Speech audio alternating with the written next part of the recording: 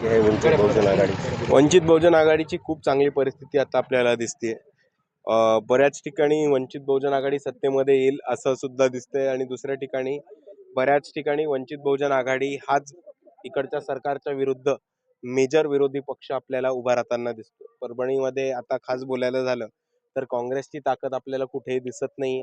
काँग्रेसला उमेदवार सुद्धा मिळाले नाहीयेत. 70% जास्त जागा या काँग्रेसच्या रिक्त राहिलेल्या आहेत परभणीमध्ये. आणि म्हणून आज जी फाईट चालू आहे ती महायुती वर्सेस वंचित बहुजन आघाडी अशीच लढत चालू आहे.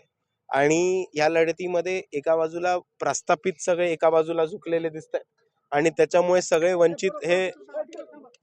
वंचित घटक हे वंचित बहुजन आघाडीच्या बाजूने आपल्याला फिरताना दिसतात. महानगरपालिकेला लातूरमध्ये वंचित आणि काँग्रेसची आघाडी झाली आणि सत्ता देखील आहे, पण जिल्हा परिषदेला पुन्हा आघाडी होण्याचे काही दिसतच नाही. म्हणजे काय कुठं बिघडलं? हे बघा, हे स्थानिक नेत्यांवरती सोडलं असतं. मी आधी म्हटलं होतं की बरेचसे भाजप म्हणजे ऑलमोस्ट 70 ते 80% काँग्रेस ही भाजप चालवते, हे मी आधीही म्हटलं होतं आणि मी अजूनही माझ्या वक्तव्यावरती ठाम आहे.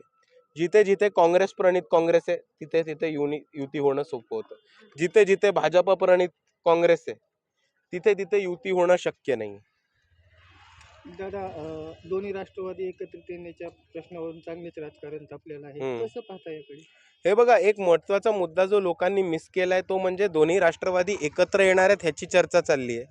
पण दोघंही राष्ट्रवादी एकत्र येऊन भाजपमध्ये जाणार होते ह्याच्याबद्दल कोणी का नव्हतं बोलत. ते जे विलिनीकरणाबद्दल बोलतायत ते दोन्ही राष्ट्रवादी एकत्र येऊन अजितदादांच्या मार्फत राष्ट्रवादी शरद पवार गट हा भाजपमध्ये जाणार होता ह्याच्याबद्दल ती चर्चा चालू होती. त्याच्याबद्दल कोणी का स्पष्टीकरण देत नाही?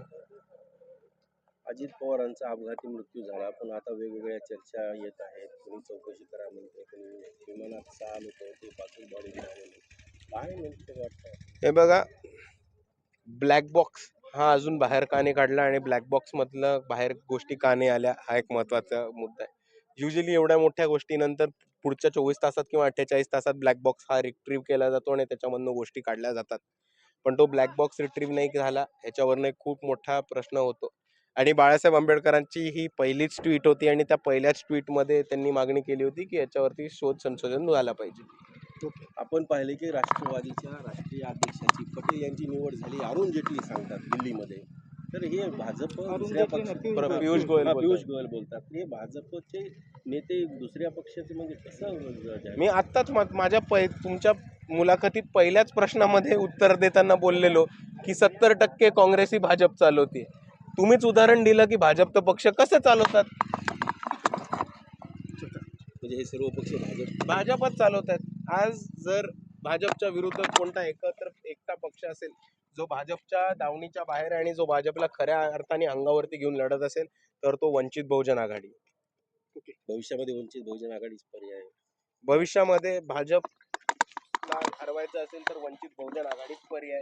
कारण राष्ट्रवादी झाले, उबाटा झाले किंवा काँग्रेस झाले याचे नेते आपल्याला पुढच्या 5 वर्षात भाजपमध्ये दिसतील.